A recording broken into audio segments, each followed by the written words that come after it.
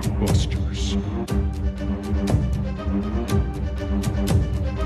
You are listening to the Triple B Podcast.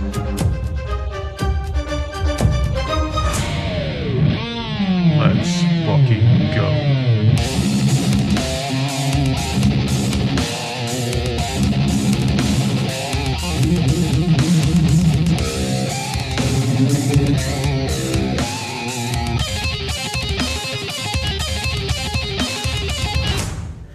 Welcome back to another episode of the Triple B Podcast, Bourbons, Belts, and Blockbusters. Episode 3. How we feeling, Ryan? Feeling good, man. Excited to be back. Back in my place today. Yeah. Did it up a little bit better than the first episode. Dude, loving this setup. Took it a little more. Posters. This setup is perfect. I went all out on it this time. Yeah, I was like, I can't just after your place last time. I was like, I gotta step up my game. I was like, we got the movies in the background, we got the wrestling belt. I was like, I gotta step it up. So I was like, the workbench just ain't gonna cut it anymore. So yeah, got some of my favorites here. Got some wrestling. Respect for Bray Wyatt, the Fiend up there.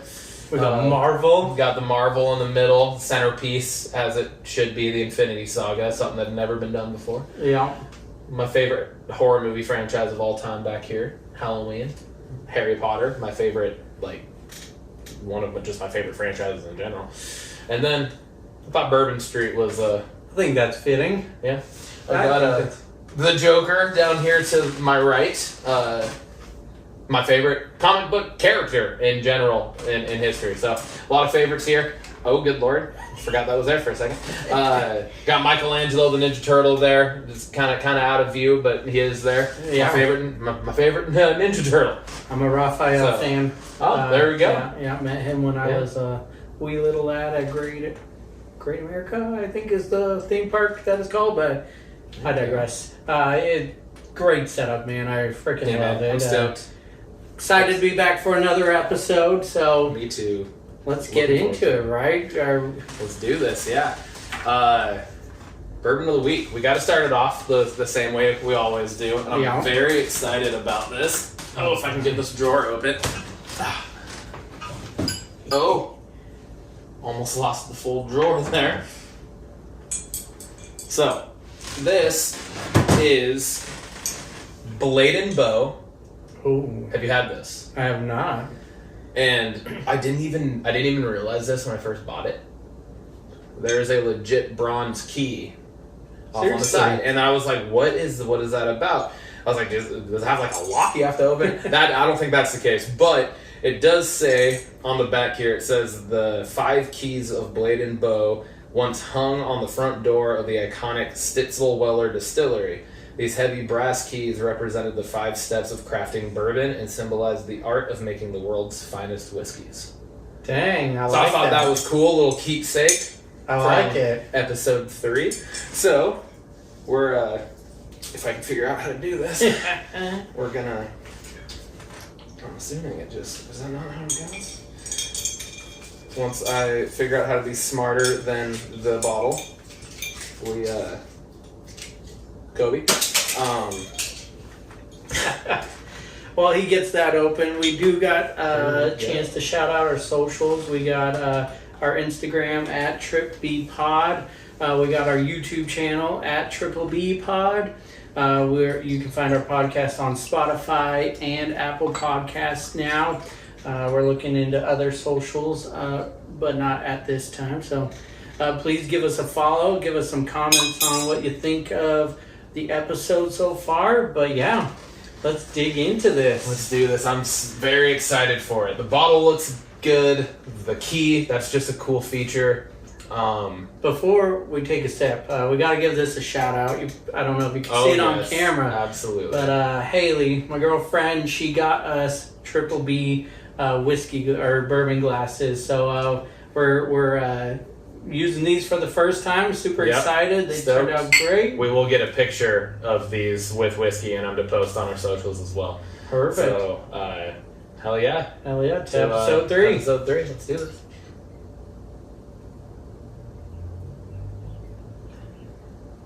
Shoot, man. Damn. Shoot. Ooh. I got an instant grade for this already. Yeah. I'm gonna go.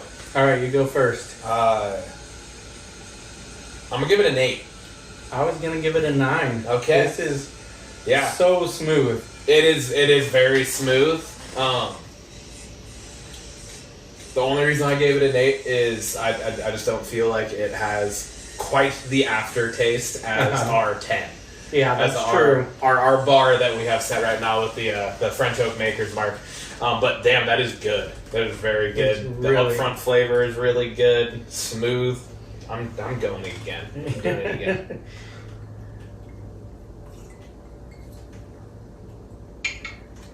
Oh yeah, that's gonna get dangerous later on. Yeah, that's good. That's good stuff, man. Oh my goodness gracious. So, you don't know this story actually. I don't, but I'm very excited for the story. But so funny story.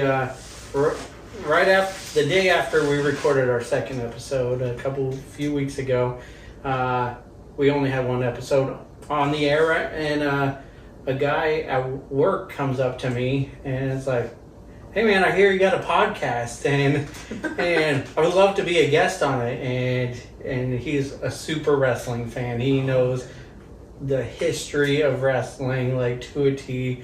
So he's super excited about the podcast, but literally word of mouth wasn't really out about the podcast yet. I was like, "How did you hear about this?" Yeah, and that's crazy. Didn't get an answer, but he heard about the podcast. So we got one random fan out there, and other than our friends and family. So that's nice awesome to hear. Yeah, that's cool. But I thought you would appreciate that story. Yeah, that's awesome. That's always cool to have something that we've been thrown together for piecing it together for 3 episodes now, and I think we're kind of getting into it and hitting a little bit of a groove. I think we have a good thing going, and that's awesome to hear that somebody that had no idea about it now knows about it. That's pretty cool. Yeah, it's just one, but that's all it takes to start getting the word out. So the word goes around. But yeah, no, I was just like, damn, that's a cool feeling. Just that was awesome. Some random person going, "Hey, I hear you got a podcast." Like, that's so cool. That is so sweet.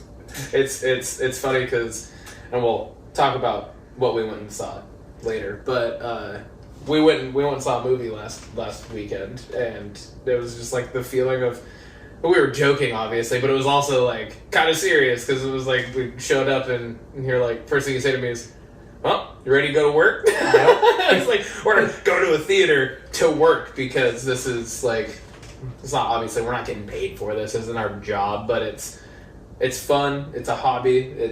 We're excited about it, and I think we're putting a lot of energy into it. And, absolutely we are. Yeah. But it's fun, and I want to make sure we're talking about the right things and everything. So yeah, no, I had a blast. So yeah, same. I also have a funny fan story. All right. One of my buddies at work, he says all the time that he'll like at work, he has 2 young kids that like put the kids down or whatever. Wife's a nurse, so like she'll work nights and stuff sometimes. Like he'll put the kids down and then he'll, sometimes like fall asleep with headphones in and watching videos on his phone or something like that. And he was like listening or watching a podcast or something on Spotify, and he fell asleep the other night, and he just like randomly woke up at like 2:30, 3 o'clock in the morning to our podcast playing in his ear. And he like woke up and was like, "Ryan? What? Why is Ryan talking? What's going on?" And he was just so confused, and I was like, "That is absolutely awesome." That is so I thought cool. you would appreciate that because it was just funny, like just a quick little tidbit on the side there of your fan story. Cool that we both had fan stories. Yeah, That's a thing now, Tim. We have fan stories, which I'm all for. I love it. Super cool. Speaking of fans, I think both of us are fans of Eminem, right? We sure are fans of Eminem, and I don't know if anyone else has heard or known, but Eminem is going to be releasing a new album this summer. Sometime in July, I believe it is. I think they said, or they leaked July 5th, so day Okay. after 4th of July. I thought it was going to be later than that, so that just made me even more excited. But the death of Slim Shady. Yeah. And just released his newest single, Houdini, first single off of that album. When did that come out? Last Friday? Believe last Friday. Last Friday. Listened to it Holy Jesus. I've owned it for years. It's the only thing that's pretty much played off my phone for the last week and a half or whenever it was when it came out. So yeah, what do you think of the song? I think it's amazing, honestly. I think it's I love everything Eminem does. Like even most of his music that he's like gotten shit on for not being very good or whatever. Like yeah. I'm just gonna pull a line from one of his songs off of Music to Be Murdered By, and it was Premonition. Oh, yeah. One of his lines in that song is, "If I'm half as good as I ever was, I'm still twice as good as you'll ever be." Exactly. And it's like, that's so fucking true, because he's just so goddamn good. It's insane. Like, doesn't matter how he's almost 50 or he is 50 now or whatever, like, doesn't matter. Yeah. He's still the dude. He's still the GOAT. Like, he's the best. Yeah. And so this song, I think it was awesome. I think it was insanely smart for him to do a callback to Without Me on Curtain Call. Yeah. Right? And or no, not Eminem Curtain Show. Call. Eminem Show, yeah. But yeah, it's such a like mix. We brought Nathan up every episode, so I'm gonna do it again. Me and Nathan were talking about it. He said it's like a perfect combination of Without Me and Tone Deaf. Oh, for sure. And I was like, yeah, that's like almost can't unhear that like cohesiveness of those two songs in that song. It's so good, and just so many. You talk. It's so good. No, it brings me back to the Eminem Show like instantly, and I remember being in California on vacation and having just extra allowance money and going down to Target to buy that CD, and was worried that they wouldn't sell it to me because I wasn't 17 yet and it had explicit lyrics. But I instantly just brought up old Eminem songs, so I went back and listened to everything up to current to date. I've been doing the same thing too. Just because he's that good and he just gets you listening. It is, man.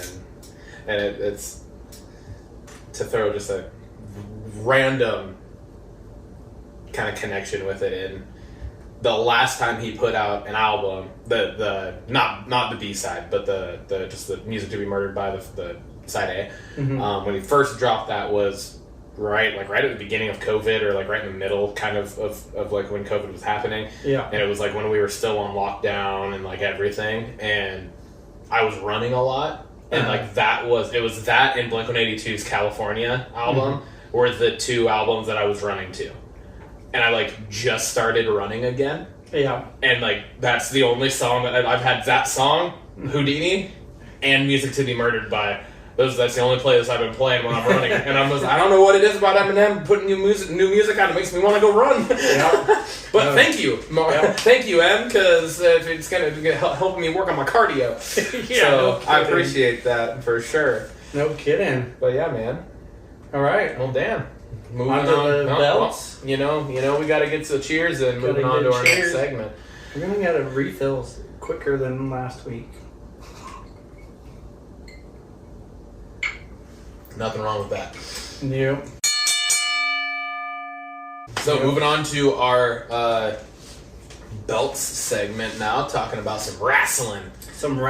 So just kind of want to recap what has been happening in the past 2 weeks since our last episode. We're post King and Queen of the Ring, going full force towards Clash at the Castle in Glasgow, Scotland. That's the next PLE show, and it's actually this Sunday, so looking forward to watching that. Crazy how quick it feels like we just had Backlash. Yeah. And now it's like we already got the next one. Yeah. So... But I'm excited because the last time it was in Scotland, it was a really good show and the crowd was on fire. I don't think they're going to beat France, but hard to do. But they probably are going to be the closest. I would imagine, especially with a lot of their homegrown talent, if you will. Drew McIntyre, Piper Niven, Alba Fire, and Isla Dawn are from there. So they got a lot of Scottish people representing at this show. Storylines going to hold up to the demographic. We got a lot of storylines going on, but the first one I wanted to bring up was the new Bloodline. What are your thoughts on the new Bloodline and Paul Heyman? Scared for once. Scared Heyman.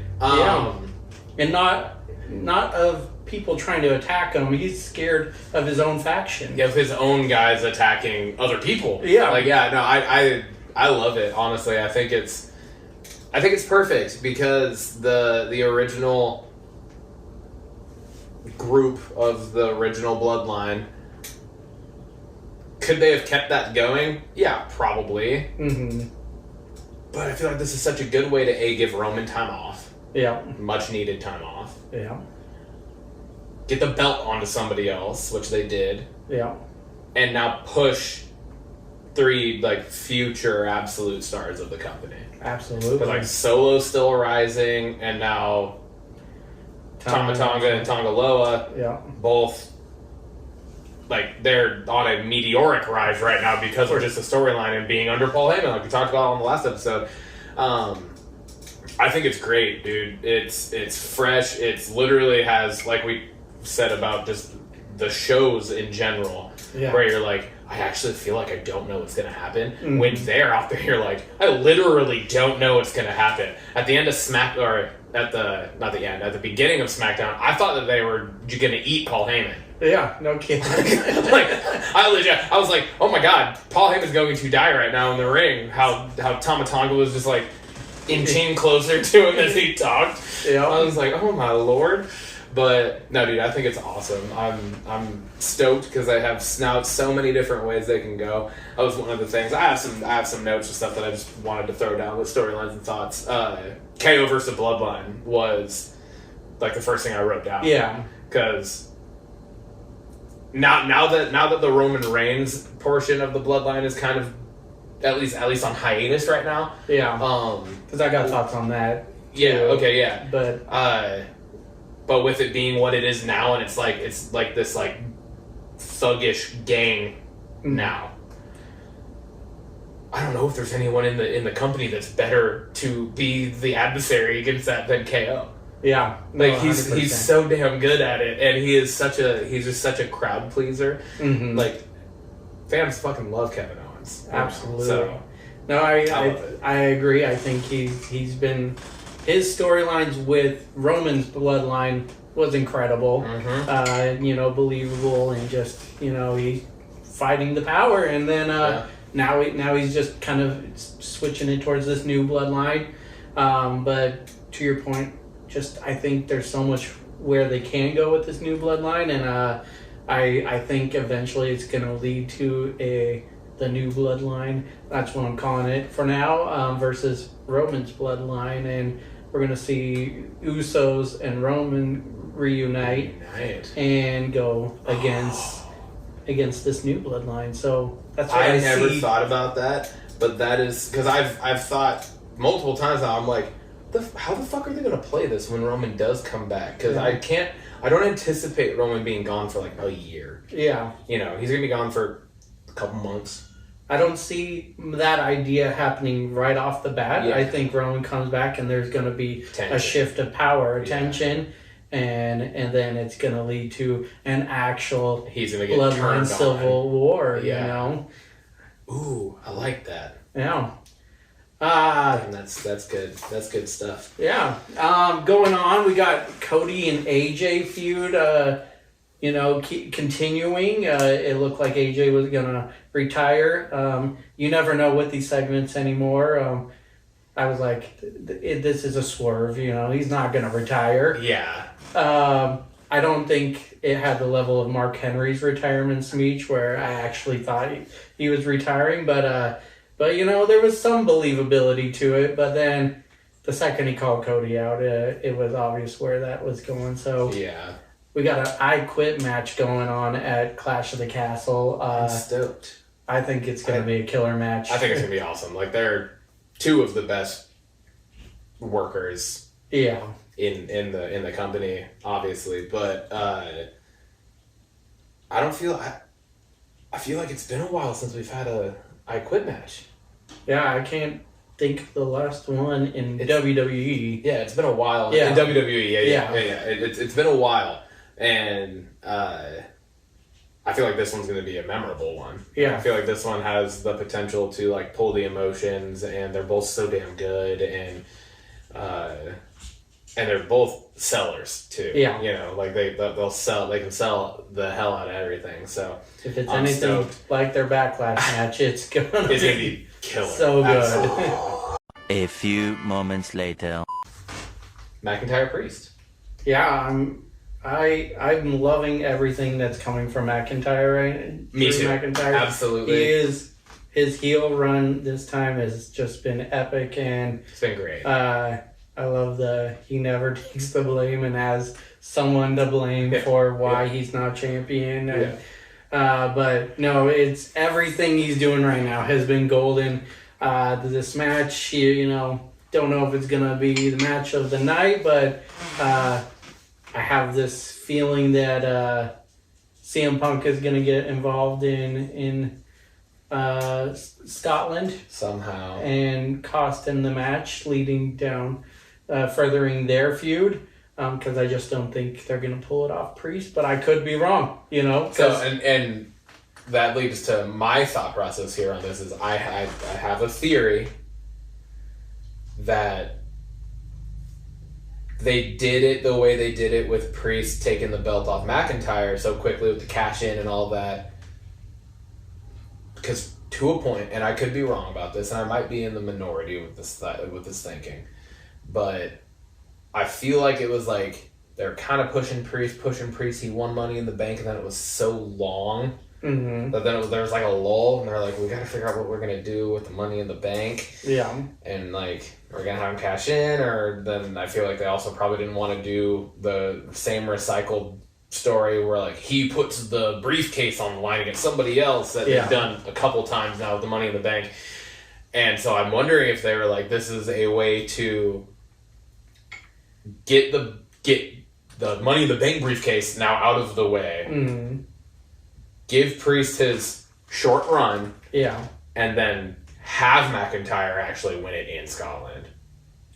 I could see that. The only issue I see, unless the next PLE Money in the Bank comes into play, is you got to think Gunther is going for the title at SummerSlam for whoever has the title, and don't know if he's going to win the title, but I mean, if it is against Drew, I think that's awesome, but I feel like the CM Punk match versus Drew McIntyre is going to be at SummerSlam as well, because that's true. It's the biggest party of the summer pay-per-view, so that's my thoughts on it. So I feel like Priest is going over this Sunday. Punk's injury fucked everything up. It really did, Because I personally, for Gunther to go for it, I would rather see Gunther versus McIntyre. Oh, absolutely. Like that is 100% the better match and the better draw there than Gunther versus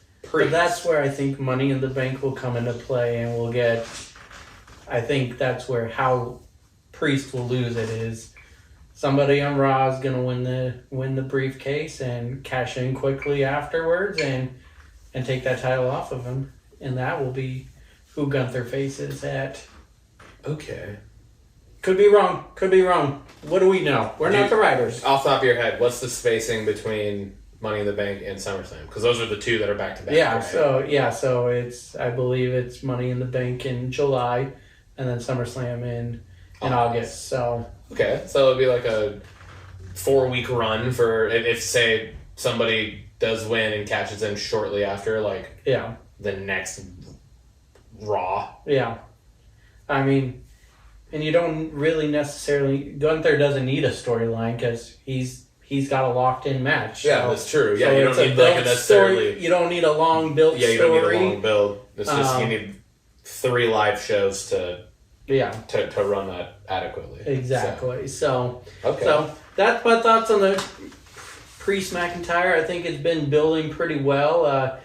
McIntyre is just getting shot after shot, but it's entertaining. Yeah, I agree. Speaking of Priest, we move down to Judgment Day. There is so much going on. This is like one of my favorite storylines going on right now. Yeah, is Liv Morgan.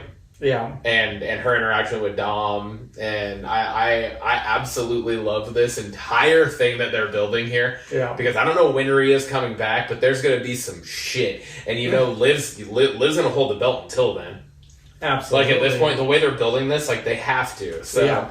I don't know how long of a run that's gonna be. Obviously, I don't know if I'm very interested to see what the hell's gonna play out with this. Is Dom gonna turn? Is Dom gonna go? I feel like he is. I feel like he is too. He's done such a good job of playing it off though, like not looking at her in the ring when she has him like cornered. Yeah. And then homie of the week. Absolute homie of the week, Finn fucking Balor, dude. Yeah. Like 2 times in the same episode when he comes out and swerves Liv off of Dom. Everyone deserves a friend like Finn Balor. Yeah. Straight up. I gotta give Judgment Day its due props, because the group has been entertaining. They have, absolutely. Ever since they got rid of Edge ever since it became Priest, Baylor, Rhea, and then add Dom later on. It's been so entertaining, and for how long it's been going, yes, you would think you would get sick of it. And even JD, yeah, even JD, like it's, the announcers are making fun of him though. Yeah, but he is entertaining. Yeah, that's the thing. Like he is entertaining. Yeah, and now Carlito's in the group. You just add another. Yeah, like that's just, it's like what's going on? Another goofy dude in the group. So, oh my god! And speaking of goofy dudes in the group, fucking R-Truth thinking he is in the group. Truth is a treasure. He is amazing. He is. Did you get a chance to watch Raw last night? I didn't. I haven't watched Raw from last night yet. No, I didn't. I apologize. So Miz is looking for Truth all night, and he's worried because every time Truth is gone, they're getting into title matches because Truth is offering them, basically. So he finally ends up finding him. He comes out of this room. He's like, I just got done, talking to a fortune teller, and they said, we're defending our tag titles against the APA. No. What? Miz is like, we can't be facing the APA. They're retired. And come to find out, it's Scarlett is the fortune teller, and she told him that they're facing AOP, Authors of Pain.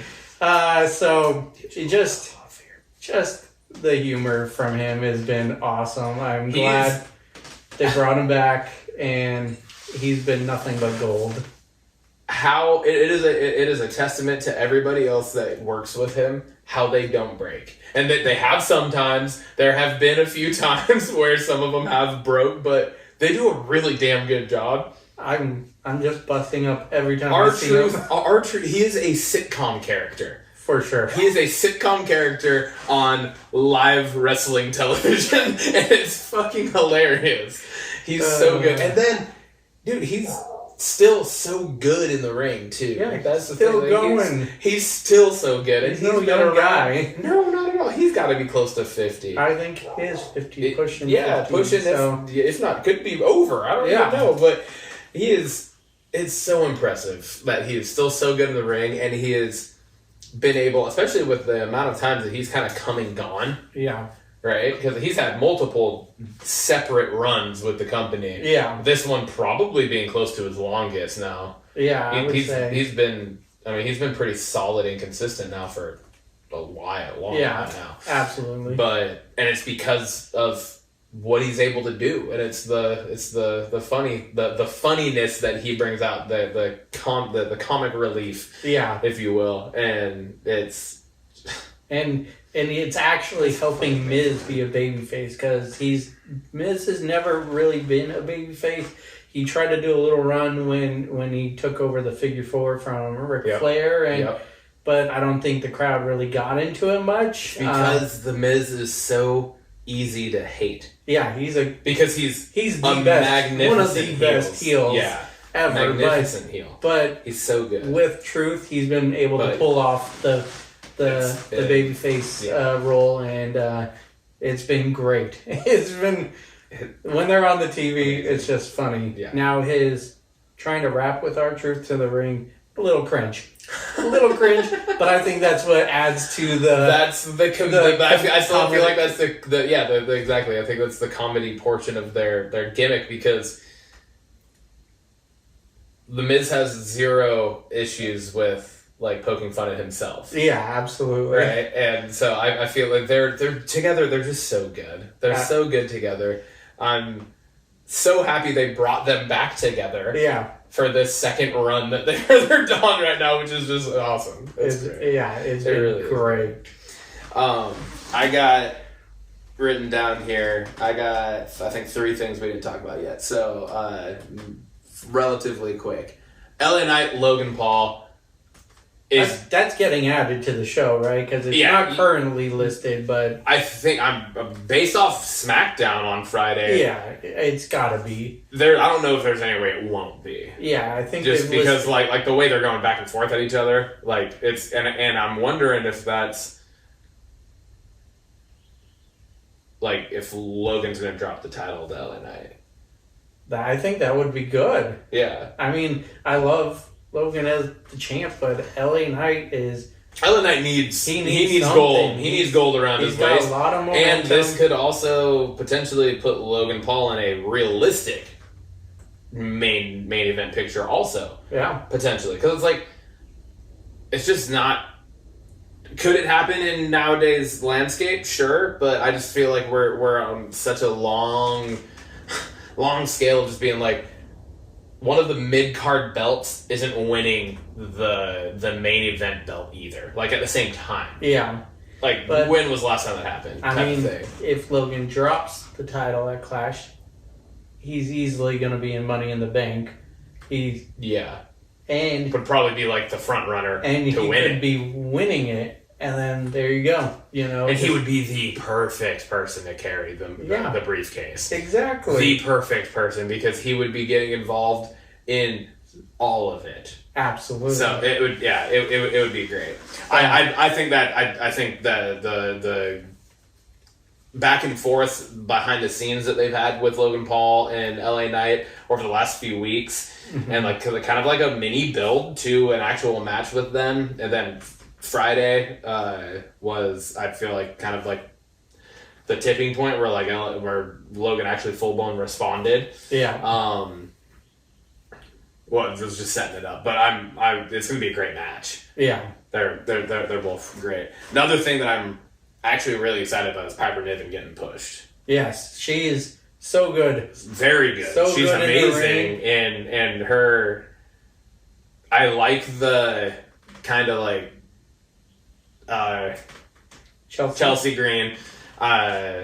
They're kind of like Chelsea's like, we're gonna be the champion, and Piper Niven just kind of like doesn't even acknowledge it, and then just like brushes her off and just goes straight into a freaking beautiful shoot on Bayley. Just about all and I'm just like, dude, I'm so stoked for that match. Yeah, that's gonna be great. I've been a little disappointed with Bayley's title reign, but I don't think it's anything her fault. It felt like the storyline to WrestleMania kind of got put on the back burner compared to the rest of the show.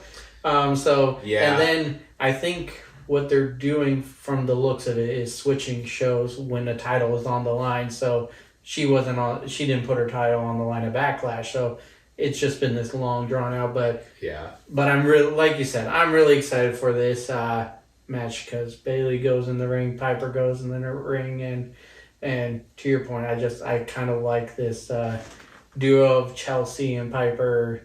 What's going on the sideline right there? So excited to see that. I would be perfectly content if Piper Niven wins. Mm-hmm. I would love it. It was like Bailey had her moment at WrestleMania. She was like one of the, like the four horsewomen of the new generation, right? Type of thing. And she got her moment. She won the Royal Rumble. She wins the title at Mania against her former, cohort. And and so like I think she's it's been good, and it was like she needed that for her, and like I think it was well deserved. Yeah, but I think it would be brilliant to have Piper Niven win it right now. You could do so much with it with that Chelsea on the sideline. Yeah, absolutely. The storylines from that would be great. The last one that I wanted to talk about is one of my next to Liv Morgan and Dirty Dom. I think that's like my top right now. I'm so intrigued every time she's out there. I'm just like, what the fuck's going on? Because like she's entertaining. Yeah. So charismatic. Dom is annoyingly amazing. Yeah. Like, it's one of those ones where I'm just like, fuck you, Dom Mysterio, but goddamn, I love watching you type of thing. He's like, goes back to like the King Joffrey thing, Game of Thrones that we talked about before. Yeah. He's very good at making you hate him. Absolutely. And he's so good at it, and I love it. But very similar situation is Chad Gable. Yes. And Sami Zayn with the Otis situation. Absolutely. Gonna be another great match. Like there's zero doubt in my mind that Sami Zayn and Chad Gable are going to put on potentially like it's always going to be match of the night status. Potential for that match because they're both so just amazing in the ring. But the Otis portion of the storyline, having dropped Sami last week, out of just like pure just confusion and frustration. Yeah. Right. And you missed it last night, but he dropped Sami again. Oh, okay. But also almost went after Chad Gable as well. Okay. So there's a lot going Such a good this. storyline. And I know on the last episode I said the match didn't need the Otis and Gable part in the triple threat match. It does. But it did. And I apologize because it's added more to it, and I'm so invested in this storyline. Yeah, I know. I'm very excited because it's like even though Sami keeps taking the brunt of it, I think it's gonna prevail. Yeah, you know what I mean. Like it's gonna end up being like Chad Gable's gonna take that fucking power slam. Or does Otis go full heel with Chad, and I wouldn't see that coming. Did you see my face? I went like full cartoon mode for a second. Jaw drop, lip out. Like that has not registered in my cranium. To your point, for this whole time, I'm like, oh, well, obviously he's going to eventually turn on Gable, and the good guys are going to win. But we're in a new era now, and so I could easily see it going the other way, and Otis going full heel. I do think to a point, I think the other two... I don't think they're going heel. I think they'll be out of... Tozawa and I feel like we always forget her name. Damn it! We said we weren't going to do that this time, but I cannot remember her name. Is that Candice LeRae again? No, that's not. No. The fuck is her name? Maxine, yeah, okay. Hey, we remembered it. Took us a minute, but we got it. Yeah, I don't feel like they would go heel. No. However, I could also... This might not be good, but I could also do without them in the storyline. Yeah, I mean... Like Otis is enough. Yeah. Otis is 100% enough. So he's been his number one guy. He's like been played off this whole time as like the beefy idiot. Mm-hmm. Right? He's the dumb muscle that you see in movies. But he's like secretly not a dummy. I don't know why they keep doing that. We don't need it. Yeah. But yeah, I feel like Otis is enough in that. Like those three, the other two are overlooked. Yeah. At some point, and I get it. Like what else do they do with them right now because they're a part of that whole stable. Yeah. So it'd be kind of weird if they did just drop it, but I could easily see it be almost like Max. Like he asked Maxine to do something, she walks away from Gable. He asked Tozawa to do something for him. Tozawa walks away, and then Otis becomes full-fledged heel and stays by Gable's side. And then I could just see like Tozawa running back out to try to help Sami Zayn or something like that. Yeah. You know, like I don't know. It's a lot of very interesting storylines going on right now, and it's just it goes back to what we were talking about in the last couple episodes, where it's just like everything feels fresh, it feels new, and it's just a super exciting time in WWE right now. Yeah. Which kind of brings us, probably won't be as much necessarily to talk about, but over to AEW. Yeah, just Couple things I want to point on. There's a lot of things going on, but I think the biggest things right now is we got Washington-owned Swerve Strickland as champion right now from Tacoma, Washington. But he's going up against Will Ospreay at Forbidden Door, which is going to be a fucking in a couple weeks here, and I don't see Ospreay losing. I don't know who would interfere in the match. And he just debuted in AEW not too long ago, right? Yeah. I mean, he's been shown on the show. He's come over, but he's officially he was like signed. He was like the free agent, right? And at the beginning of the year, signed with AEW, and they've just been building with him. Yeah, everything I've seen has just been like Will Ospreay's the dude. He's the international champion, so he would be the first person to hold the AEW championship and international championship. But I don't know where that's going, but I don't see him losing. And I'm very curious. Swerve's had a good run too. Yeah, I mean, but he's only been champ for I think 2 months now, so it would be a short reign for him as well. So, has it? Oh, I thought he had it for longer than that. So it could be. It's interesting to say the least. But then we also got, Bryan Danielson. He's on his final year. He announced that he's going to be in the Owen Hart tournament, I for sure see him winning and going on to All In Wembley to main event for the championship.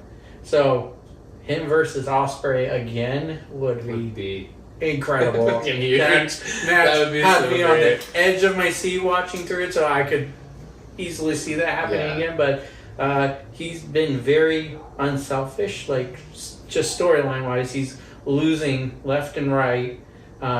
But that's kind of building towards this, like he wanted to go out with a bang, and so I definitely I'm emotionally invested in this, in wherever it's going, on that. Otherwise, we got the Elite versus Tony Khan, like power struggle going on right now. Okay. I didn't think about it until today, but I'm like, how do the EVPs have more power than the president of AEW, Tony Khan?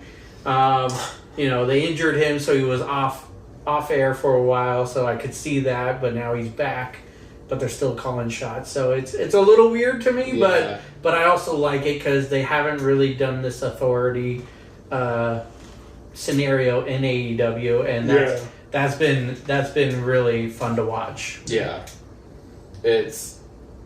it is interesting, just because, like you said, it's like it's a power struggle, but it shouldn't be a power struggle. But I feel like they're playing it well. Yeah, like they're doing a pretty good job with it, and it's almost like a less of a power struggle and almost more of a bully trip. Yeah, right. Like they're it's the cool kids beating up the nerd. Yeah. Oh, you know what I mean? Yeah, right? absolutely. Like that's more of. I feel like that's more of what it kind of is, and so it's an intriguing storyline for sure. So very curious to see where that goes. For sure. For sure. Very curious to see where it goes and how it plays out, but yeah. And then we got Timeless Tony Storm. I don't know how much you've watched of it, but she is gold. It's like I wasn't buying it at first, but it's kind of like the Judgment Day. It's just the storyline's just getting better and better and better, and she's the one that keeps having all the vignettes. Oh yeah, in the black and white. Yeah, that's what I thought. Yeah, and she everything I've seen from her has been this like crazy person and thinks she's in old Hollywood, but Mm-hmm. it's been incredible. I look forward to her, especially when she gets on announcing. The stuff she says is just like, oh my god, did she just say that? But so that's what's kind of going on in AEW. There's more stuff going on, but I have one more thing I want to talk about. Okay. And we talked about it briefly in text the other day, but MJF return. Oh yes, that was huge. I was gonna say that. You kind of just glazed right over that, and I feel like that's a pretty big thing. MJF coming back, the face of AEW. Yeah, exactly, and to return face to face with the guy who put him out. Yeah. Right? Yeah. Adam Cole, his former best friend, we're better than you, baby. Yeah. Type of thing. And I sent you a text when I was watching that. And and there was already like a callback to this in and of itself with what MJF wore to the ring, which was the leather vest jacket. Yeah. Or sorry, not leather, jean. Denim. Yeah. The jean jacket.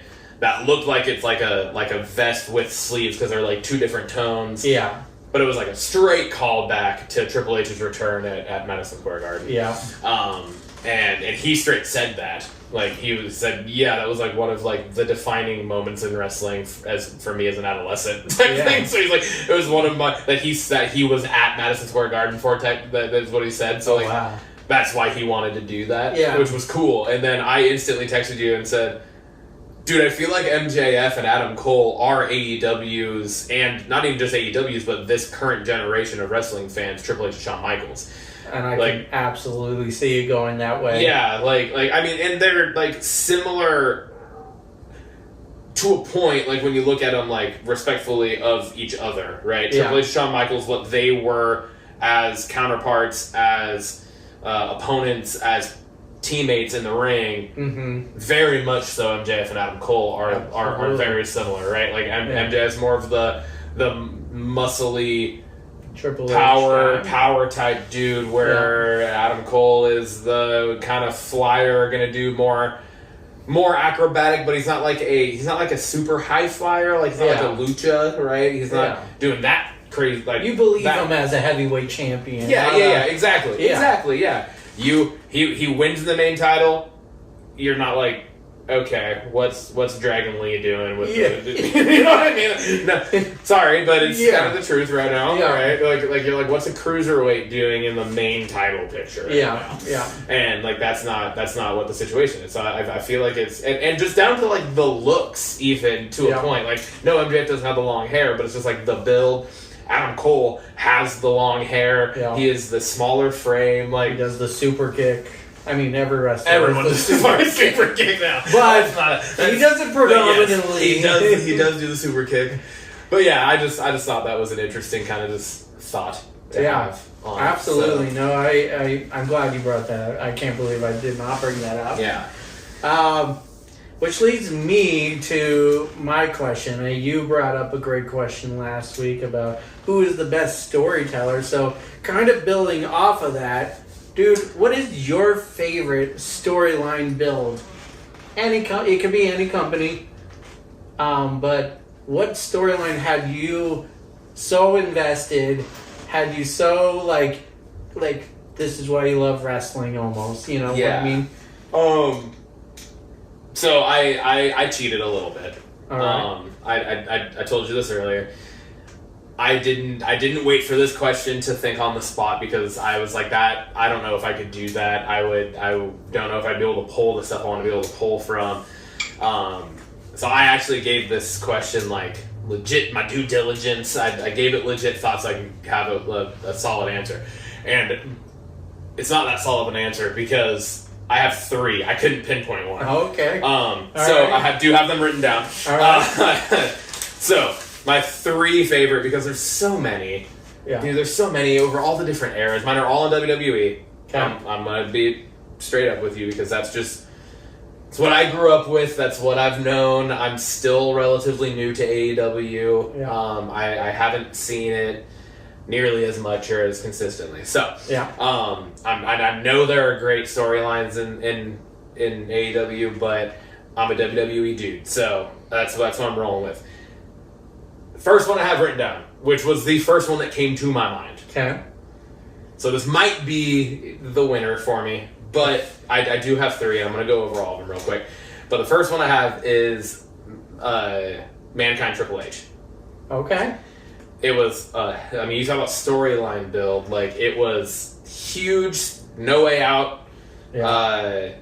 Royal Rumble in 2000. before. Yeah, the Royal Rumble before, but like, the full story, like, I feel like it got, like, its meat. Yeah. At No Way Out 2000. Title versus career in Hell in a Cell. Yeah. Right? The month-long build to it. The whole point of that match was Foley was trying to preserve his body, but he wanted to go out on a high. Yeah. And so it was like the perfect, like, you have the heel in Triple H, you have the babyface in Mick Foley. The babyface loses to get retired while, like, still going out on top, while still maintaining the heel of Triple H. Yeah. In which, like, really, like, their whole feud, like, set the tone for 2 different things. It set the tone for Triple H's, like he's legit. He is a legit heel. Yeah, he is one of the best to ever do it as a heel. Yeah. And then it also set the tone with, like, Mick Foley putting himself in, like, I am a main event picture dude. I agree. You know, like it was, because was he in main event picture stuff before that? Yeah. Absolutely, but I still don't think he was ever looked at as, like, he could actually hold his own. Yeah. Like, even the fucking getting the Taker and Mankind, right? Yeah. Like, getting tossed off the fucking top of the cell still wasn't enough for some people to buy into Mick Foley. Mm-hmm. And that one was a big one for me, because I'm like, this is just so good. Yeah. The whole build to that. Orton versus Undertaker. Okay, yeah. This was a long one. It was almost a year-long feud. Yeah. WrestleMania 21 started, right? Legend Killer versus the Legend. Yeah. Type thing. Streak versus Orton. Orton said he was gonna put the 1 in 12-1, because that's what it was gonna be if he won, right? Yeah. Because Taker was 12-0 at that point at WrestleMania. Obviously, Taker wins the Mania match. Then you go to SummerSlam of 2005, and that's when Bob Orton interfered dressed as the fan. Yeah. And caused Orton to win. SmackDown rematch. That was when they wheeled the casket down and Taker opens it to put Orton in. Yeah. And there's a mannequin of a very well done mannequin of the Undertaker, where it was like, is that what the fuck's going on right now? Especially in 2005, right? Yeah. Like, it was like, what the hell? That's the Undertaker laying in that casket. But, yeah, you have Taker in the casket, throws him off, still wins, even though it was, like, clearly jarring. Then you go No Mercy in an actual casket match. Yeah. Orton wins. Mm-hmm. That's when they wheel it up, light it on fire. Yeah. And now all of a sudden Taker's off TV for weeks. Yeah. Till Survivor Series. Orton's in the 5-on-5, SmackDown versus Raw. Yeah. Orton wins it for SmackDown. Everyone's out there celebrating. And then the shit hits the fan. A casket all of a sudden appears. All of Taker's little minions are like out there, and the casket comes out, and lightning hits it, and the light's on fire, and then all of a sudden Taker just busts the door down. What an epic fucking moment. And then, not only that, is that already epic enough, but then he proceeds to absolutely fuck up the entire SmackDown roster. Yeah. Just fucking destroys them. Orton slips out, gets away. But Taker fucking laid out every goddamn person on the SmackDown roster, almost. So true. It was fucking awesome. That ends up bringing us to Armageddon of 05. Yeah. Hell in a Cell match, again. Both of my 2 out of 3 so far have ended in Hell in a Cell matches. Maybe I have a thing for Hell in a Cell matches. I don't know. I even threw out the Taker and Mankind Hell in a Cell match. But Hell in a Cell, Taker beats Orton in a Hell in a Cell, which was also a fucking great match. Had multiple different moments of turns, points where it was like, oh shit, is Orton going to win this feud type of thing. Taker wins it, Hell in a Cell to conclude that. That's number 2. My third, and this one's a little quicker, but my third is Rock and Cena. Oh yeah. Another that was like a multi-year build. Yes, because that was almost a year-long build to the first match. I think even before, if you just take out of context Rock being in WWE at all, it was Cena trash talk and Rock every chance he got. True. So it was a long build just to that first one. Yeah. And then there was a short, or not short, I guess, but there was a lull. Yeah.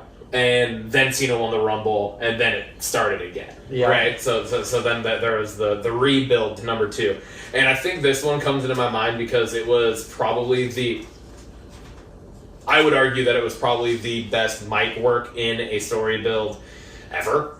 Mm-hmm. Just their constant they're 2 of the best to ever work a microphone. Yeah. And just their ability to be able to just like call shit out. I mean, Cena's quick thinking and just on the fly thinking of calling The Rock's promo on his wrist out, which was a fucking ballsy move to do, because like that's the type of shit that you don't do. Yeah. Right? But he said, fuck it, I'm going for it, and he did it, and it was a moment that stuck. And Fruity Pebbles is like Cena literally got a fucking brand, like a merch brand contract because of the shit The Rock said. Absolutely. Like, yeah, Fruity Pebble bitch, or whatever the fuck it was after he said it. So it was I think you could almost look at that as, I mean, I don't think it had that same intensity, but it was almost another passing. If you go back to WrestleMania 18, Hulk Hogan versus The Rock. That was like a passing of the torch almost. And then you go Rock to Cena. I mean, Cena had already been established. But I had written down here, I had face of then versus face of now. Yeah. Which is what the Rock Hogan was, right? Yeah. It was the face of then versus face of now. Yeah. And then that was the same thing, was the second one. It was like that same feel. Yeah. Rock won number 1, obviously. Cena won number 2. Never ended up really with a rematch, other than I guess if you want to count the Rock bottom Cena took this year at WrestleMania. But it was just fun to see. Fun to see them in that capacity. It was fun to see. Yeah. All right. That's what I got for my storyline builds, dude. I don't have a whole lot else Those are the three that came off that I was just like, I can't not talk about these three when you asked that question. Yeah. So. Well, I got one in mind. I mean, I too have a million that come to mind, but the one that I think that stuck out for me is the invasion storyline. It felt like there was actual stakes at place. Granted, we didn't have all the top WCW guys in that storyline, but it still felt big. You saw Shane on Nitro announcing that he purchased it. Yeah. You got Stephanie purchasing ECW. It was. And having that feud carry all the way through Survivor Series, and it was just we had some of the biggest moments during that time. We had Stone Cold switch over to the Alliance, and I need the old Stone Cold. You got some of the best matches with Kurt Angle and Stone Cold. That feud throughout that summer was incredible. But just the stakes and seeing WCW at the time on WWE colliding, it was just like what every fan at the time was wanted. You wanted this, like, you just wanted this. It's Marvel versus Capcom. It was huge. I think I ate up every moment of it up until Survivor Series when WWE prevailed, obviously, but a younger me didn't know which way it was going. Yeah. So yeah, that was my storyline. Tickets, please. Tickets. This brings us into Blockbusters. Our Blockbusters segment. Cheers. Cheers. To that, my brother. It's getting smoother and smoother as it goes down. I think I say that every week. It might just be the alcohol talking, but I'm here for it. We kind of alluded to this earlier. I did. I said we went and saw a movie this last weekend, and we sure as hell did. But we also didn't just go see a new movie. We also took the time. We did our homework for this episode, and we watched the entire franchise before going to see the new Bad Boys movie. Bad Boys Ride or Die in theaters now. Go see it if you haven't. Yes, it was fucking phenomenal. It was so good. So we did this full transparency. We went and saw the movie together. We didn't talk about it afterwards. We waited until today to talk about it. Yeah, we just said, we got to talk about it on the podcast. Yeah, we went and we literally just left the theater and we barely said anything to each other. We hugged and kissed and got in our cars. We didn't actually kiss. We did hug though.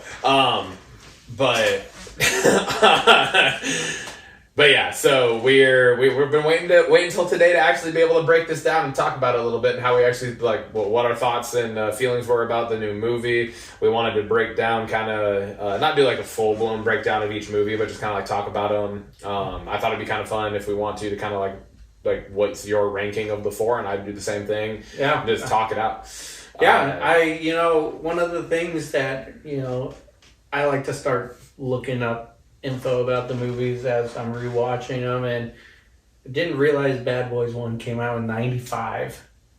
It's a mid-90s movie, and I mean, it feels like it when you're watching it, almost 30 years ago. But holy hell. And then the time in between movies, I mean, obviously the last two are the closest to releasing together, but there was, between Bad Boys 1 and Bad Boys 2, there was 7 years between those two, and then there was 17 years, 18 years between 2 and For Life. Yeah. And then obviously 4 years between the last two, but that covers a large span, but each movie brings something great to the table. It really does. And it's there's not a lot of there's not much I love more in an action movie than the buddy cop.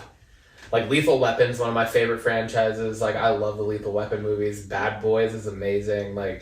They're just so good, and they set the fucking tone in number 1. For sure. Like, they set the tone with, like, the badass Michael Bay fucking action sequences, which we'll have to talk about Michael Bay here in a second, too, because that was fucking awesome in the new one. Yeah. But, yeah, it was just, they like, really set it up as to, like, because nobody knew. It was like, what is this, right? Yeah. It was the first one. It was brand new.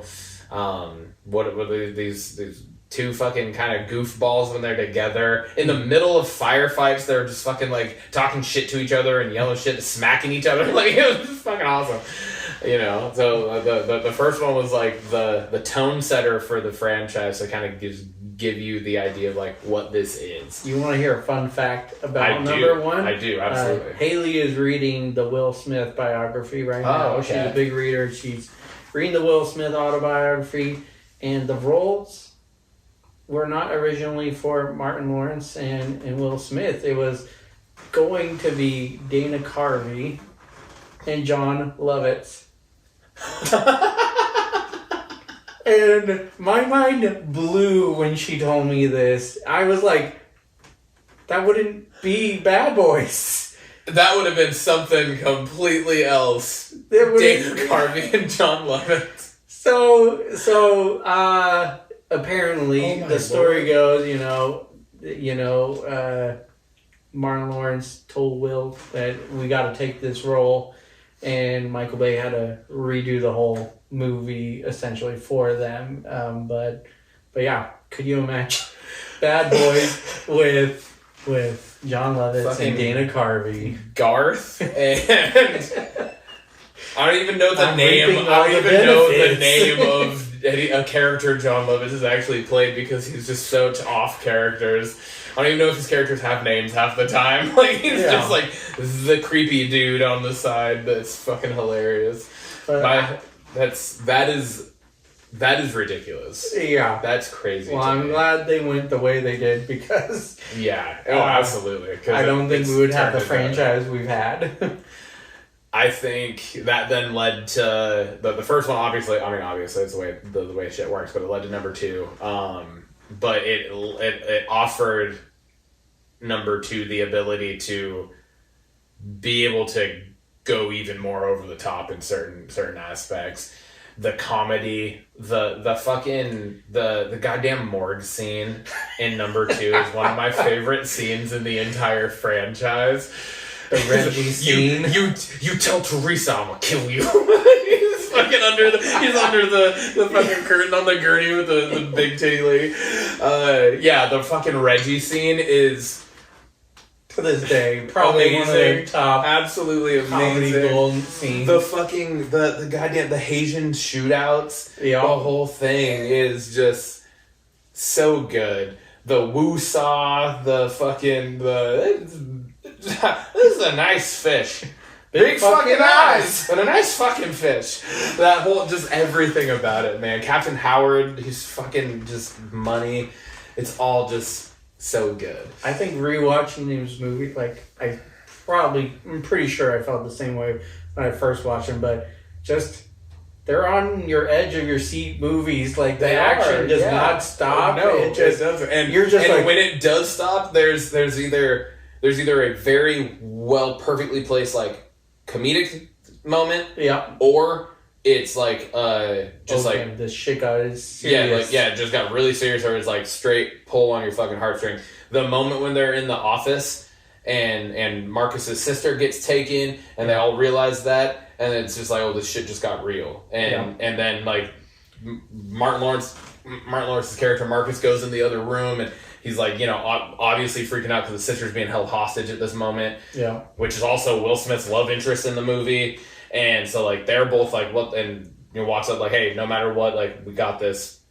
Right together, we die together, bad boys for life. And then it's like the rest of all of the other fucking just badass motherfuckers that are on their squad just roll in. And they're like, yo, we don't care what we got to do. We're in this with you. Yeah. Like, it's just like, yeah. You know, like, that's the shit that you're just like, let's get you pumped when you're watching a movie, man. It's so fucking good.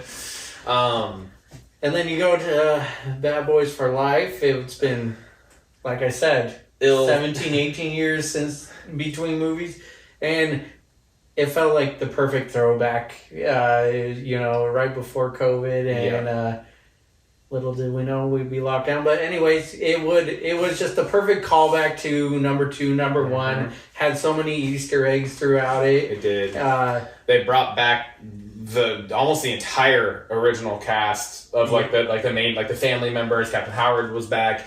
All of it. Yeah. It was great. Interesting storyline. I would say it was great. It was really good. Obviously, the whole movie was good, but and you kind of alluded to it with the whole like Will Smith having a son with this kind of random chick that didn't. It was, and I think you said it when we were in the theater, but it was like the movie was starting, and we were obviously not trying to talk. Correct me if I'm wrong, but it sounded like you had said something along the lines of, like, it would feel better if that whole thing came from one of the villains in the original 2 movies. Yeah, no, 100%. And I totally agree with you on that. It does feel like it was just kind of thrown out of nowhere just to be a plot point. Yeah, I think they could have easily thrown in a character they interacted with the first 2 movies. Yeah. And played off of that. As it being his illegitimate son, and everything. I think it could have been, and that would have been perfect for number 3 because it was just all this callback to the first 2 movies, basically. Yeah. Still a great movie, I thought. I thoroughly enjoyed it. Again, on the edge of your seat movie. Yep. But I just, I didn't think about it the first time I watched it, but this rewatch, I was like, not really into this part of the storyline. Yeah, and I think I can agree with you on that. I do think that my feelings about that then kind of changed when we saw the newest one. Yeah. Because now it's like those are fully tied together and cohesive. But before we move on to the newest one, For Life, one of my favorite moments or just things throughout that entire movie is the put your glasses on. Shit, they're playing into the fact that they've aged. Yeah. And so they're poking fun at themselves within the characters, and I think that's just awesome because it's like, yeah, obviously it's been fucking 30 years almost since the first one came out. It was 25 since the when the third one came out. It was almost 25 years or whatever. Or it was 25 years, I think, right? It came out in 20, didn't it? Yeah. So yeah, 25 years. So it's like they have obviously fucking aged. So it's great that they're playing into that. And just the whole put your glasses on, and then finally like that final shootout scene in the wherever the fucking place was that they were, and he's like, put your glasses on. And this is like high definition. It's like high definition. And he just starts fucking, and then it's like the step above just him saying that to make it funny, he starts shooting everybody. Yeah. He's like, every time he pulls the trigger, a body drops. And he hadn't fucking hit shit the entire movie. It's so fucking good. It's great. No, that's a good call. I really do enjoy the part of the, because you don't see that always in sequels, but they age right along with everything. Yeah, so. Exactly. Yeah, so I think they did a good job of showing that. And then moving into the new one, again with that same type of thing, they follow it up with Marcus, which I don't think they ever fully alluded to what it was. Spoilers for the new one, by the way. If anyone hasn't seen this, there are spoilers for the rest of it. So if you're excited about it, you want to go see it, you gotta skip this section. Go see it before this episode airs. Yeah, or skip this section if you haven't seen it yet and you don't want to hear stuff. But starts off with Marcus, like Will Smith's Mike Lowry's wedding. Which we at first were like, who the fuck's this bitch? Like all of a sudden there's another new person in his life, but then they kind of tied it all together. Yeah. It all made sense in the end.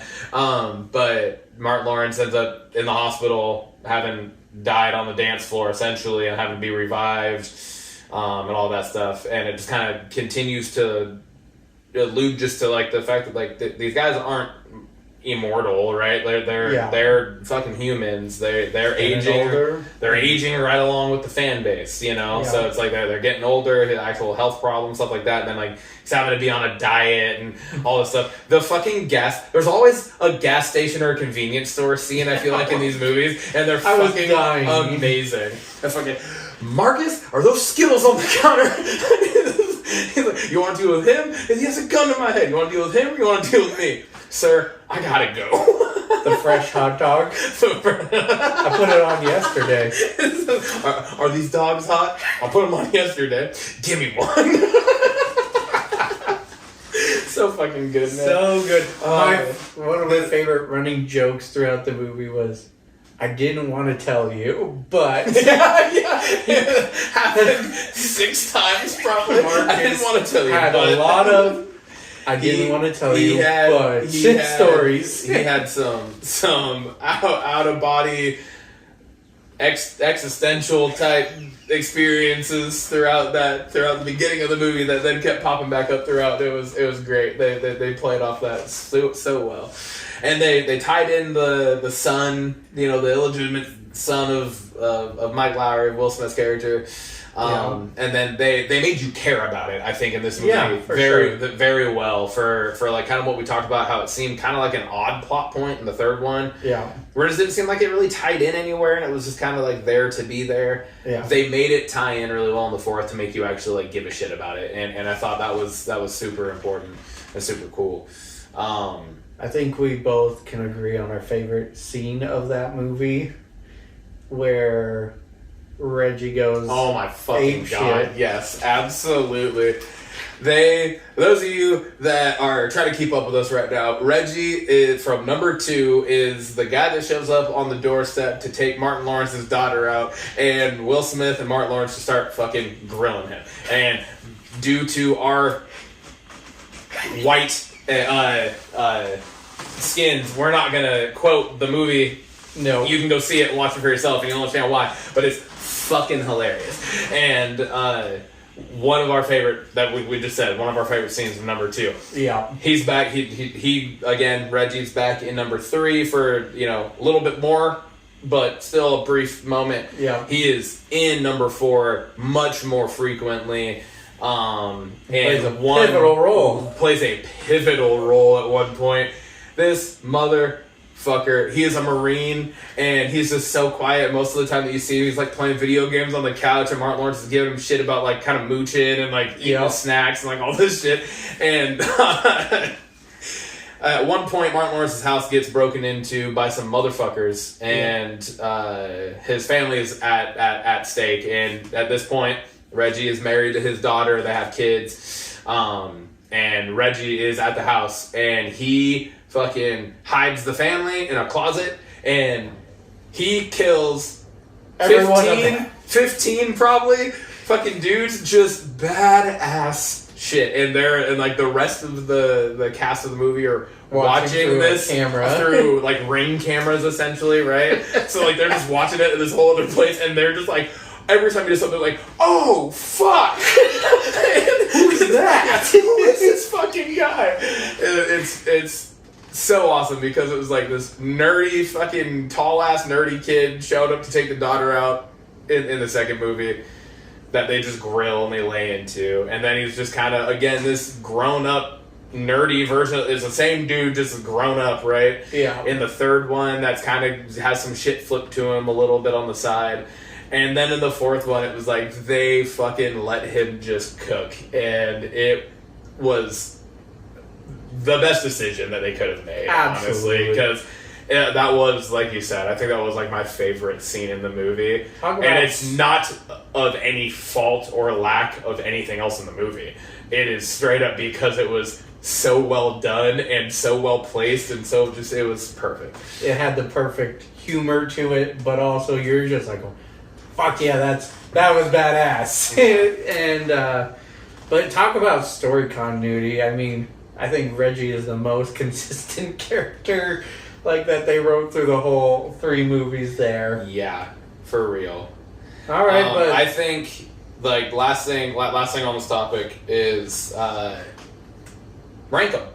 Yeah, well, Well, first I wanted to ask you, do you think there will be a follow-up to this one, or do you think they close the door? I think it very well could be a follow-up to it. I really do. I feel like they could definitely do something else with it. I don't feel like they closed a door. No, I don't honestly, think like any I don't door think, was closed. Yeah, I don't think there was a door closed. And this kind of goes back to something I wanted to say earlier, and then I kind of just we kind of sped past it. But the name of the third one, Bad Boys for Life, there was a lot of stuff online towards the directors that were like, you guys kind of fumbled that fucking opportunity because you could have literally titled the fourth one Bad Boys for Life. I said right? the same thing to Haley. I was like, missed opportunity. Yeah, and so, but the directors said, like, yeah, like, we totally get that, but we legitimately thought that the third one was going to be it. Yeah. Like, they didn't know that they were going to end up doing another one. They thought that the third one was going to be the end of the franchise. And so that's why they titled it that. And but also confusing because they put an end credit scene in there. That is true. But I feel like that may have been like I feel like that may have been done like post. Oh, you know true. what I mean? Like once it was like they already had like named it and everything, and then like I feel like they went back because they realized no, like this is like we can't end it on this. Yeah. Type of thing. Yeah. So that makes sense. And I feel like they did a really good job in the fourth one then of like not setting themselves up for anything. Like they could be done and they could end it on that, and I don't think anyone would be upset about it. Like I think it was a great movie to end it on, but it would also be like they could totally keep going. Absolutely. So that's my thoughts on that. No, I agree. I think before I cut you off, I think we wanted to rank them, right? Yeah, I think rank them. Just see what I would say for my rankings, yep, if you will, I would go number 1. I would go number 2, number 4, and then number 3. And it's very close between 1 and 2. I had a very tough decision because I felt like number 2 was just grander. It was bigger, but we wouldn't have those characters without number 1. But it could almost be its own movie at the same time. So it was a very close tie between 1 and 2. But I would go 1, 2, 4, 3. I'm a little different here. Okay, here we go. We have the same last one. Three is in fourth place for me, and I think just a lot of it goes back to that just kind of the story elements that seemed kind of odd that took number 4 to make them feel legit. Yeah. I think that's just kind of like the rest of it, the action, the acting, the comedy, like all of it was fucking top par with all of them, right? Mm-hmm. But yeah, I think number 3 would definitely be the last one for me. I'm gonna go 2, 4, 1, 3. Really? Yeah. I like Bad it. Boys 2 has always been like the top one for me. Yeah. Always. The soundtrack is so good, fucking amazing. I don't know that there's a soundtrack to a movie that I like more than the Bad Boys 2 soundtrack.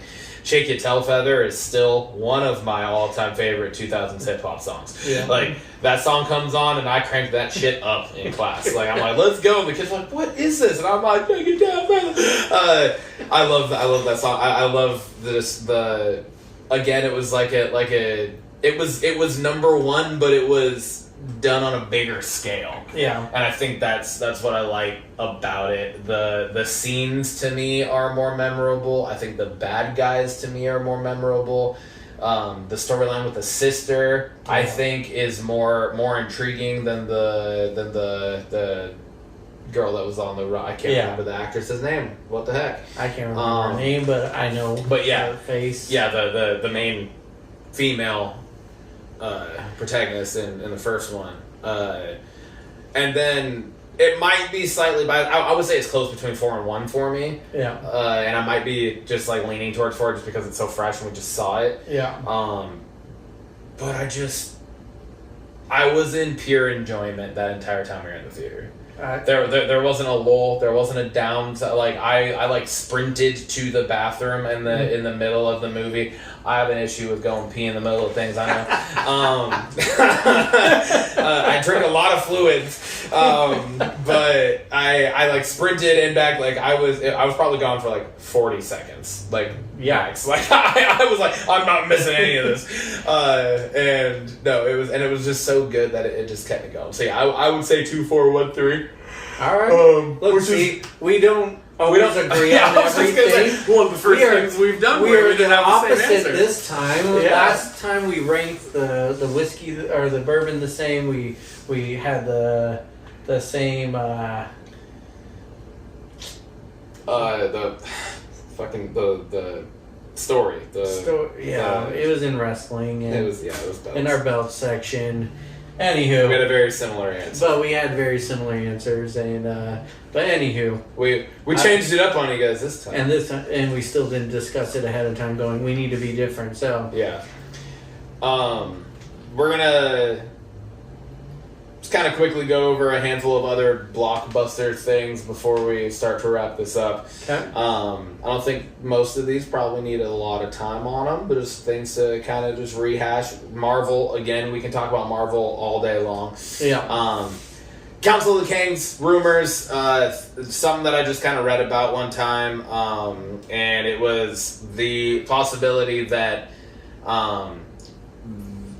because of the whole Jonathan Majors getting fired, it has thrown a fucking wrench in the whole Kang situation, and there's so many different rumors and things going around, and people thinking this and people thinking that, and like they're gonna completely trash the character, they're gonna recast the character, they're gonna have them be a minor part in what was Kang, the fucking Dynasty. the Kang Dynasty in the next Avengers movie, all that stuff.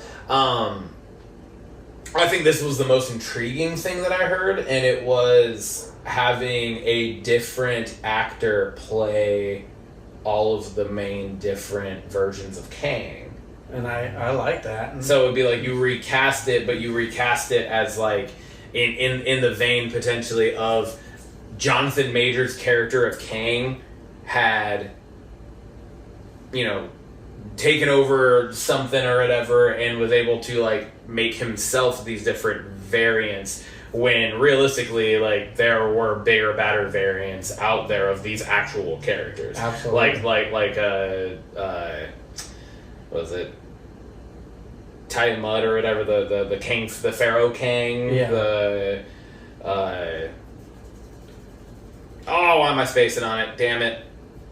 There's like 4 or 5 like primary Kang characters on the Council of Kangs. Yeah. And that was just one of the things that I heard, that it was like they could potentially run it that way, which would be dope. And I would be so down for that, because then you're like, who the fuck do you get? Like, what a perfect. I mean, I really like Jonathan Majors in his role. Me too. But it's the perfect storyline for any controversy to come up, because we got a multiverse saga. Exactly. So where it's like anybody any can be anybody. variant can be So the big bad. So yeah. So we can keep Kang, and I hope they do. I do too, because it would be. And this goes back to kind of what we were saying last time, where it's like let the characters live. Yeah. Like the fuck the people, let the characters live, and it would be a super disservice to Kang the character and the Marvel comics and the storylines that they had the potential to be building if they do just scrap it. Yeah. And I don't think as fans, as a fan base as a whole, people want to see it just scrapped. Yeah. Like I think they would be like let's see something still done with this, and just let's do it a different way and potentially make it better. Yeah. I think it would be better to have multiple different people playing different variants of Kang, instead of Jonathan Majors trying to play 6 or 7 different variants of Kang. Absolutely. Which I'm sure he would have done great, and it would have been okay, like it would have been fine. But I think having different people, it just lends its hand to the ability for it to just be that much better. Agreed. And have that much better of a performance. So that was one of the things I heard. Another thing I heard was potential like villains and like ideas of things that could potentially happen for both Avengers 5 and 6, and like potential old villains coming back. Like I saw like Ultron potentially like coming back and joining forces. I would with love to see Ultron. potentially Doom and Kang, because I think it would be silly to not expect over the course of the next 2 Avengers movies both Kang and Dr. Doom playing large roles. Yeah. Right? I mean, with the Fantastic Four being right around the corner, like, Dr. Doom is The like, big baddie. you can't have the Fantastic Four without Dr. Doom. Exactly. So it's like, he's going to be in there somewhere, whoever it's going to be, whatever it is. But also, like, with it being Secret Wars and whatever they are going to end up titling 5, potential for there to be, like, team-up type things of baddies instead of being one overarching baddie. Now you're looking at like almost a Sinister Six vibe type of thing. That's more Spider-Man realm, but same idea, right? Where you have a multitude of bad guys, and not on an Infinity War scale where it's like a war on war. Like a civil war almost type thing, where it's like one full side against the other full side, but like you're talking like a handful against the new Avengers, essentially. So that was one thing I thought. I thought was another interesting rumor, just the like potential of being like multiple bad guys involved, like almost like a smaller end game, larger No Way Home scale. Yeah, right? No, I agree. We have multiple bad guys. Not as many, though. Yeah. Right? Absolutely. And then, the last thing I want to talk about on this, I texted you a little bit about it earlier. They just released a new Deadpool trailer. Yeah. Either yesterday or today, they released it. And, again, coming out, like, July 26th or whatever it is, I think. Yeah. And at, like, the 30-second mark in that it goes right past Dogpool, which I think was our first glimpse at Dogpool, which was fucking awesome. But then you just see the legs of what looks like at first, like if you just take it for what it is, it just like at your first glance, it just looks like Deadpool walking towards you. Yeah. But if you really pay attention to the legs, it's definitely wearing heels. Yeah. It's definitely female legs in a Deadpool costume.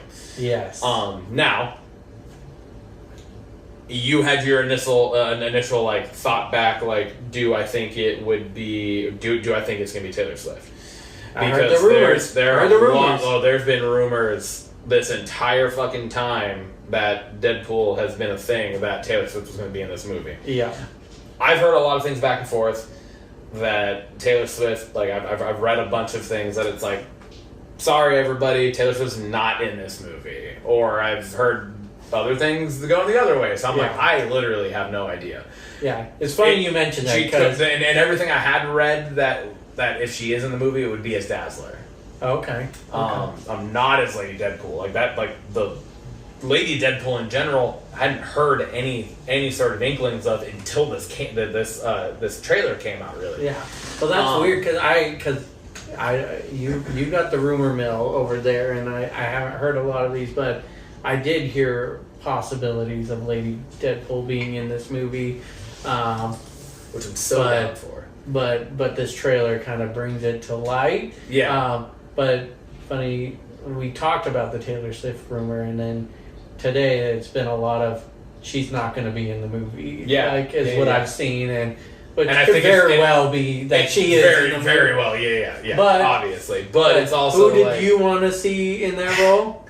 Blake Lively. Oh my god! And I don't know if there's a better option than being Blake Lively. When you texted me that, I was Blake Lively, obviously Ryan Reynolds' real life wife. Yeah. Ryan Reynolds being Deadpool, so Blake Lively then playing Lady Deadpool, and then just like the fucking banter back and forth would be so fucking awesome because it's actual husband and wife in real life. I think it would just be perfect. And what a great way to get his wife involved in this comic book movie, since they were in Green Lantern together. Yeah. That was a fucking bomb. I enjoyed that movie. I'm not saying I didn't enjoy it, but yes, it was a bomb. It was a bomb. It was a bomb. Like critically, financially, like almost across the board, it was a bomb. Ryan Reynolds. yeah. Ryan Reynolds fucking hates it himself. So yeah. But we're not hating on it. No, not at all. But I just think it would be so awesome. So that was, I just wanted to bring that up. Potential Lady Deadpool, not potential, Lady Deadpool seems as like clear as day that Lady Deadpool's going to be back. Yes. Next thing I want to talk about is I Know What You Did Last Summer. Announced a fifth movie. This would be the fourth movie. They had a TV show. Yeah. I think that's what I was thinking was I Know What You Did Last Summer. I Still Know What You Did Last Summer. Yeah. I Will Always Know What You Did Last Summer. And then that was TV the one show. with was that Jack Black? Jack Black was in I Still Know What You Did Last Summer. He was. That was 2. That's right. That was 2. Number 3 was on that didn't have like a direct to DVD. Yeah, and it didn't have like any of the original cast in it. Yeah. Which brings me to the exciting piece for the new one, which is like you just correct me on is the 4th. Jennifer Love Hewitt's coming back to the franchise. That's what I've heard. I read that was like confirmed. So I was like, let's fucking go! I was so stoked when I read that. I instantly came and just put this on our little document because like we gotta even briefly because I know it's coming up on the end. We gotta talk about this absolutely because I love this franchise. Yeah, this is one of my top like horror. 90s horror. Yeah, right. It was Scream. And I Know What You Did Last Summer, and Candyman, and maybe was the first Jeepers Creepers in the late 90s, maybe? I don't know, but was it early 2000s? Was it early 2000s? Yeah, to your point, it was. But yeah, it was one of the main ones, yeah. And it was the spoof. There was the primary focal point of Scary Movie. Oh yeah, right? Because it was Scream, and I Know What You Did Last Summer. Yeah. Like, those were the 2 primary things that they put together. Yeah. So yeah, no, I'm excited for this. I loved the first one. I loved the second one. I loved them both. Yeah, I loved them both. The third one is what it is. It is what it is. I think this one is going to be like a true third one in a way, in a sense. I think they're trying to go the route of Scream 5, a requel. If you will. I still don't know the definition of that, but it's a requel, and I can't be more excited because, to your point, like Scream is like my top favorite, and then I Know What You Did Last Summer just because they came out right during those times, and I love to get scared, and those were in my youth, and those were what I watched. So really pumped to see this happen. So yeah, exciting news on that front. Yes. Any release date, time frame? I didn't read anything about that. I just read that it was like confirmed that it's happening and that Jennifer Love Hewitt's coming back. I'm ready for it. I didn't read anything about release dates. So I haven't seen anything since. But I'm ready for it. I'm stoked for it regardless. It's gonna be awesome. All right. This is gonna bring us up to the very last thing we're gonna do. Okay. And it's another game for you, Tim. And I know you're excited for it. Tim, he's nervous about the game, and that's okay because we're gonna do it anyway. So this game is a guessing scale. All right, so it's essentially hot and cold if you think about it that way, right? So it's like 0 is you're cold as shit, you're freezing. 100 is you're on fire, you're so damn hot that you got it right. Okay. I'm gonna have a word in my head, or in this case, because it is a Blockbuster segment, I'm gonna have something related to movies. Okay. In my head. Okay. You are gonna have to. You're just gonna like throw out movie-related things to me, and I'm gonna give you a number back on a scale of 1 to 100 as to how close you are, and then you're gonna have to adjust your thinking based on the number I'm giving you. I'm novice. That's totally fine. But I'm ready. Let's go. Let's do it. I have it, so... You got the word. I got it. All right, and we can go? Yep, we're going. Going right now. Popcorn. Well, okay, shit. I wasn't expecting you to go that way. I'm gonna... this could bring you the right way or it could throw you. I'm gonna say 85. Oh, okay. Yeah. All right. Yeah. New. 93. Okay. Theater. 93. I'm gonna say about the same on that. Can I guess what it is at any time? Is that how this game works? Or Yeah, like if you get it, all right. like if you think you know it, you just say it, and I'll tell you the scale. I'll tell you the number. Bad Boys 4. 99. Will Smith. 98. Michael Bay. 96. Martin Lawrence. 98. Marcus. 98. 99. I'll say 99. 99. All right, so we're going in the right direction here. Old.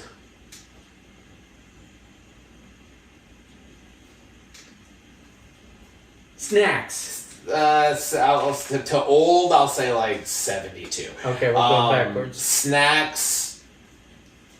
Okay, snacks. 95. Is this just a word? I mean, I don't know if you can answer that. Reggie. That's 100. Yeah, it's Reggie. Yes. I got it written down right there, Reggie. Yes. Yeah, it was Reggie. That's why you first said popcorn. I was like, I mean, we did eat popcorn together while watching this movie, and then in my mind, I was like, popcorn is a snack. So yeah, so that's why I like it. 85. All right, I didn't do as terrible as I thought. Not at all, dude. Yeah, that was solid. So I don't know. All right, Something I like that. Could be a new segment every now and then. Yeah, I think it's solid. Dude, episode 3. Episode 3. Triple B Podcast. Cheers to us. Cheers to us. what we're doing, and cheers to the future. Let's go.